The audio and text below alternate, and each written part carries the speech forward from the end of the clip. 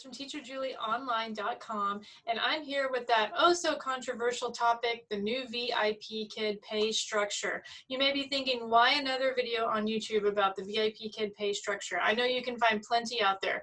I just thought I would kind of share my thoughts, and I actually decided that I would go back and look at all the other companies that I have worked for. I've worked for a few online ESL companies and kind of look at their pay and what I kind of thought about each of those companies and compare it to VIPKid. Don't get me wrong, I'm just as upset as so many of you are about the new pay structure, but I thought I would try to look for some kind of silver lining. So stick around if you want to find out what I found.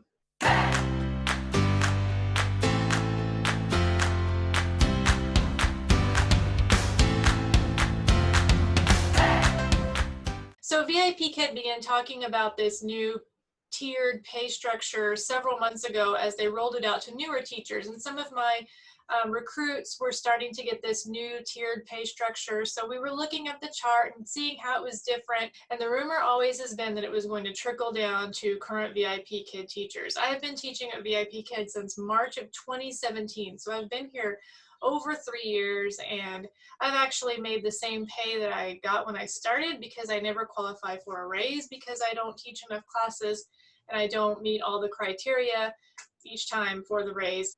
I was upset with that at the beginning because they changed that right when I was about to get my raise that they promised me when I was hired. But I've since given that up.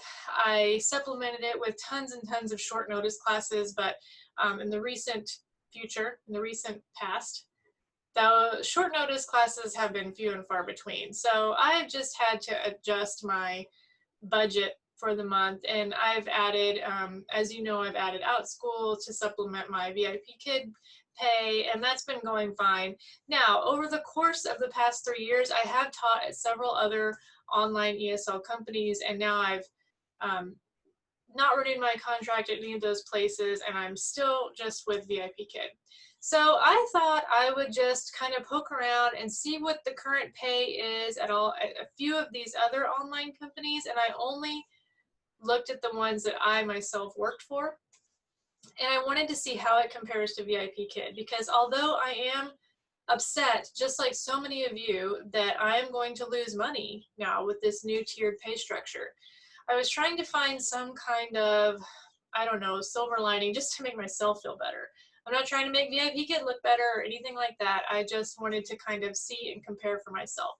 So the first company I looked at was QKids, and I worked for QKids for a few months, and I actually really liked it. I liked the format. I liked the people, the company. I actually had no complaints about QKids. It was a really fun format to teach. It was all game-based. I do believe the classes might have been a little bit longer. Now I can't remember. Were they 40 minutes? I think they were 40 minutes at QKids. And there was only 4 time slots available to me each morning. And so I think the pay for QKids is $16 to $20 per hour, which averages to $18 per hour. I'm just going with averages for these companies. $18 an hour at QKids. I actually can't remember what I made, but I didn't have, they didn't offer enough time slots for me to work to make as much money as I could with VIPKid. So I tried it for a little bit. I tried to work VIPKid and QKids, and it just wasn't enough hours. I really liked it. It was more than one child. It was 1 on 4, I believe. Gosh, it's so hard to remember. That was, anyway. So that was QKids. So that came out to, what did I say, $18 per hour. Okay, the next company that I worked for, this was in no particular order, is Magic Ears. Magic Ears is, their pay is this is what they're advertising, $20 to $26 per hour. So that averages to $23 per hour, which sounds really good. Magic Ears is very competitive pay-wise. Magic Ears was not worth it for me, and I don't want to go into too much detail about Magic Ears on this video. I stuck it out for a while. It was very, very stressful. It was a stressful company to teach for, I thought. Lots of managing of the classroom. It was 1-on-4, so you had 4 students most of the time. Lots of managing of the mute button and lots of rules and procedures you had to follow at Magic Years. It's been probably a year and a half since I've worked there, so I don't know. That could have changed, and maybe now it's a more pleasant place to teach. But Magic Years was not for me. So although the pay was better, it wasn't worth it. So I left Magic Years. I also, for a brief, very brief moment, was at GoGoKid, and GoGoKid's pay is advertising $14 to $25 per hour, which averages to $19.50 per hour. I'm not going to try and explain the GoGoKid pay structure to you because it's based on a credit score and how many classes you teach and so on and so forth. So I don't really even know how to get into that, but I'm going to stick with the $19.50 per hour. You could make up to $25 per hour at GoGoKid. I know that's possible with the highest credit score and the highest base pay. But I think I taught one class there. I didn't, but it was, I couldn't get booked at GoGoKid at the time that I applied. So I just didn't renew my contract there.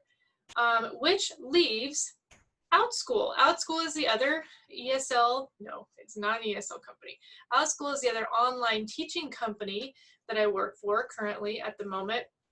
It's really hard to talk about the pay there because the teachers set their pay. They set their pay, they set their how long they want to work, they set the number of kids they want to teach. The teacher decides everything, so you can't really give like an average. I think I read somewhere that Outschool is saying their teachers average $40 an hour, but I don't know if that's true or not. I certainly do not get that yet because I just started. I'm only in my 2nd or 3rd week at Outschool, but I will say it's going pretty well. I'm booking classes, and I think it's going to be upwards of almost $40 an hour. Is that sustainable? I don't know yet. Is that something that is every week I'm going to make that much money? I don't know that yet either. So Outschool is still too unpredictable for me to really, I almost didn't even want to throw it into the comparison because there's so much that goes into preparing for an Outschool class. It's not the same. It's not an online ESL company. It's not like these other ESL companies that I've mentioned where they provide everything for you and it's just ready to go. Outschool is not like that. So we're back to VIPKid. Now, VIPKid has their new tiered pay structure, which for me, I won't even start on that until probably next year, 2021, because I'm about to sign my new contract in July, and it only applies to contracts signed on or after August 1st. So I will just come in under the cutoff. So I'll have about 6 or 7 months to see how people really feel about this. But in 2021, it looks like I'm going to be moving to that new tiered pay structure. And just based on the number of classes that I teach right now, I stand to lose about $50 a month, $45 to $50 a month, which in the grand scheme of things doesn't sound like very much, but it is about the principle, right? Like they cut pay for so many VIPKid teachers, loyal VIPKid teachers, and it sucks, and it's a kick in the gut, and no one wanted that to happen, and I understand people's anger, but when you average it all out, VIPKid didn't really change their average pay very much. If I did my math correctly, it's like the low end is like $16 an hour, and the high end, which is very few people, is like almost $25 an hour. So the average still is about $20 an hour, and I did my own personal average and it came to $20.50 an hour.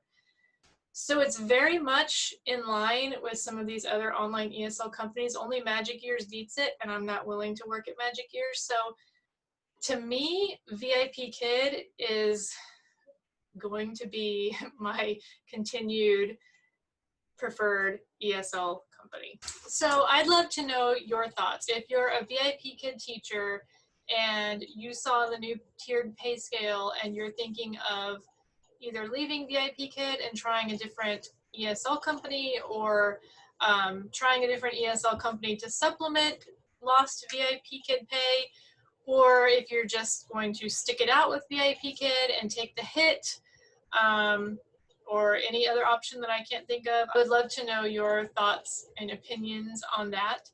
And for now, I am sticking with VIPKid. I'm lowering my classes a little bit to focus a little bit more on Outschool. We'll see how that goes through this summer. And then I'm going to reevaluate my plan in the fall and see what company I land with. But this was just not really meant to be any kind of advice, or I think it was more of just me processing my thoughts out loud, and maybe making myself try to feel a little bit better about the $45 I'm going to lose every month. I'm either going to have to make that up with short notice if they come back, or more weekend classes, or just not worry about it. But as far as comparing with other ESL companies, at least the ones that I have tried in the past, I'm going to stick with VIPKid. So if you have any questions for me or comments about any of the companies that I mentioned, or VIPKid or Outschool, I'd be happy to talk with you or help you through anything that you might be questioning or thinking about. So you can always reach out to me on email. My email is teacherjulieonline@gmail.com.